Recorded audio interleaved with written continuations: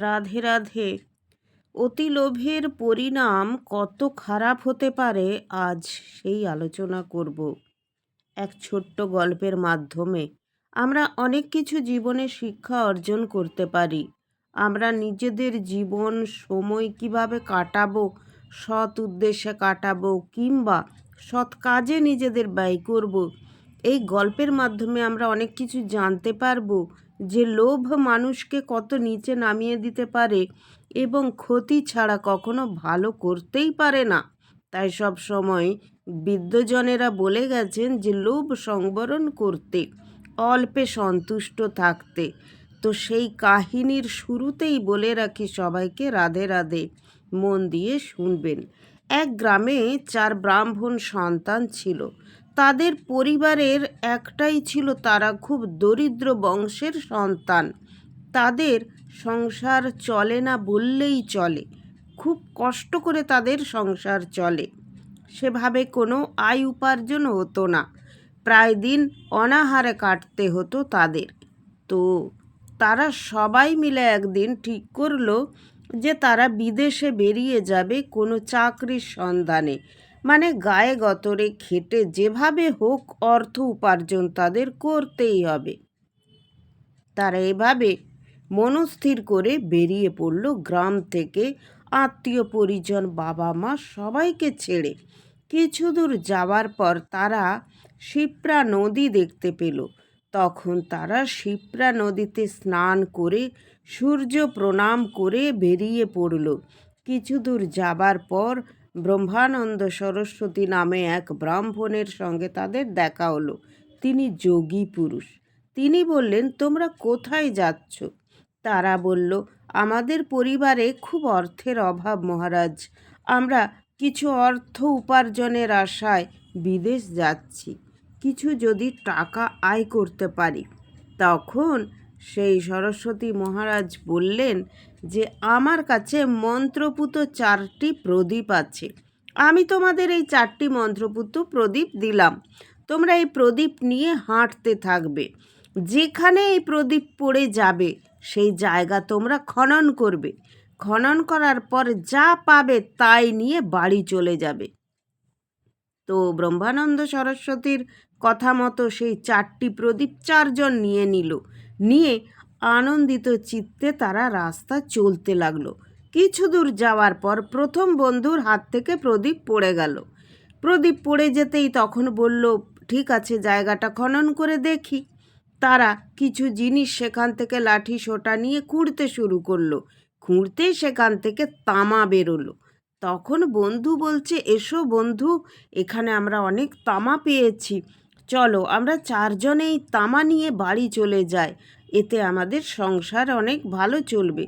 তখন 3 বন্ধু বলল, আরে ওটা তোমার হাত থেকে প্রদীপটা পড়েছে, আর এই তামাতে কারোর সংসারের অভাব মেটে না। বলল, ঠিক আছে, আমি তবে এই তামা নিয়ে আমার বাড়ি চলে যাচ্ছি। তার জামা কাপড় ভর্তি করে তামা নিয়ে সে চলে গেল। এরপর আরও কিছু দূর যাবার পর দ্বিতীয় বন্ধুর হাত থেকে প্রদীপ পড়ে গেল। বলল, তাহলে আমাকে এটা খুঁড়তেই হবে। সেও খোঁড়া শুরু করলো।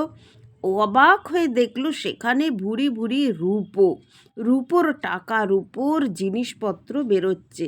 বলল, বন্ধু দেখো কত রূপো বেরোচ্ছে, চলো আমরা 3 বন্ধু এই রূপো নিয়ে বাড়ি চলে যাই, আমাদের দুঃখ ঘুচে যাবে। আরও 2 বন্ধু বলল, বোকা পেয়েছ নাকি? প্রথমে তামা বেরোলো, তারপরে রূপো, এরপরে আরও অনেক কিছু দামি জিনিস বেরোবে, না আমরা আরও এগোবো। তখন দ্বিতীয় বন্ধু বলল, ঠিক আছে ভাই, আমার এত লোভ নেই, আমি এই রূপো নিয়েই দেশে ফিরে যাব।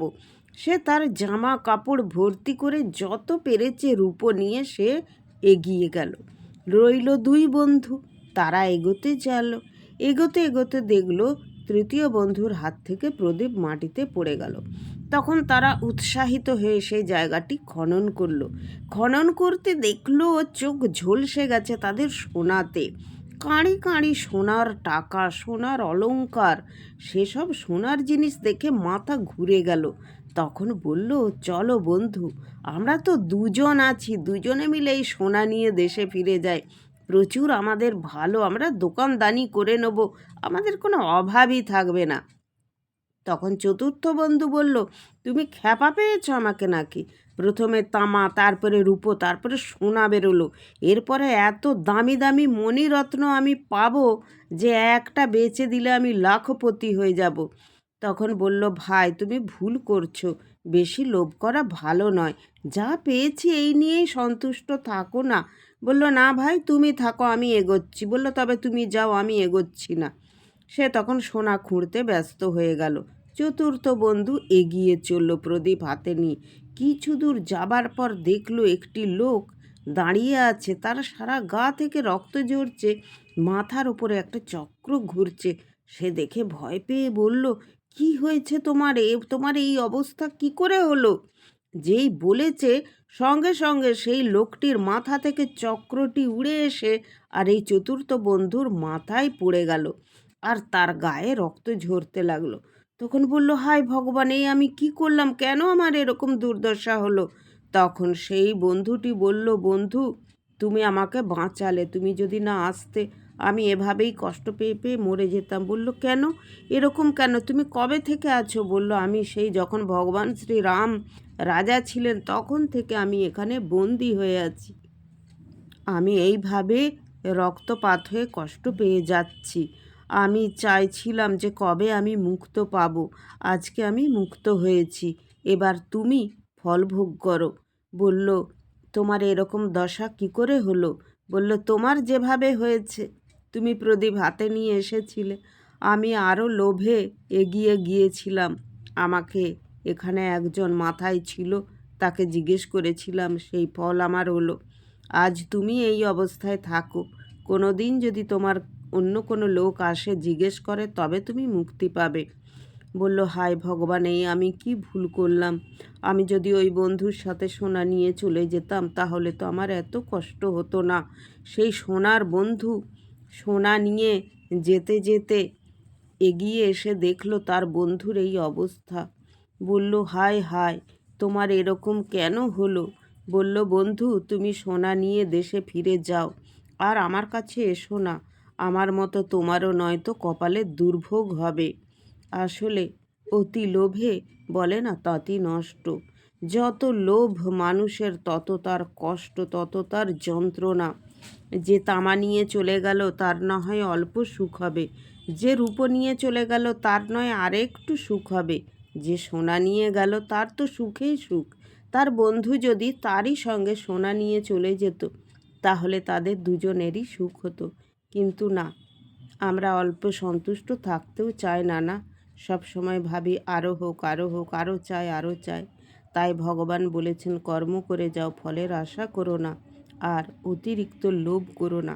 অতি লোভ মানুষের সর্বনাশ ডেকে আনে। সবাই খুব ভালো থাকবেন। গল্প ভালো লাগলে অবশ্যই কমেন্ট করে যাবেন এবং সাবস্ক্রাইব করে পাশে থাকবেন। আর কিছু গল্প শুনতে চাইলে অবশ্যই কমেন্ট করে যাবেন। সবাইকে অনেক ভালোবাসা। রাধে রাধে।